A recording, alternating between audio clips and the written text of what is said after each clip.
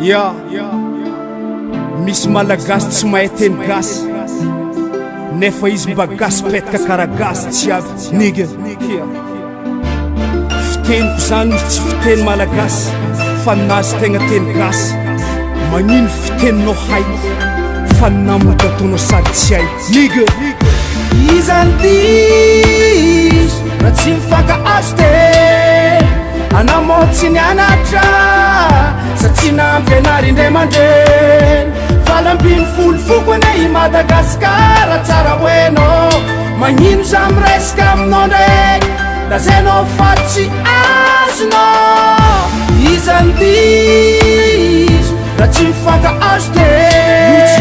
anamotsy ny anatra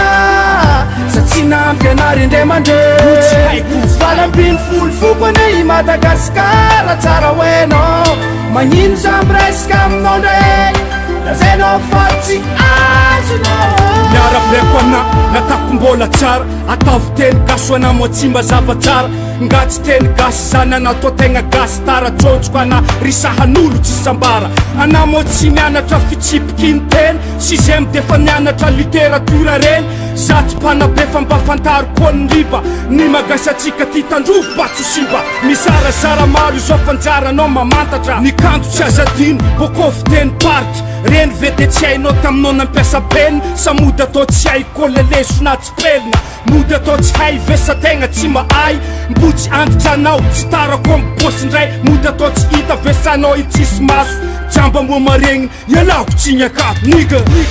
izany diso raha tsy mifankahazo te anamotsy ny anatra sa tsy nampianary indray mandreny falambiny folo fokony i Madagasikara tsara hoenao magnino za miresaka aminao ndraiky lazainao fa tsy azonao izany diso raha tsy mifankahazo te anamotsy ny anatra sa tsy nampianary indray mandreny falambiny folo fokony i Madagasikara tsara hoenao magnino za miresaka aminao ndraiky lazainao fa tsy azonao zaho za magasy teny razako tsy alako io agnaty foko mikorina agnaty rako zaho malagasy ofisialy tsy metisy ny andro alarobe aminaty iova lakamisy teny razako io tsariako tsatakaloko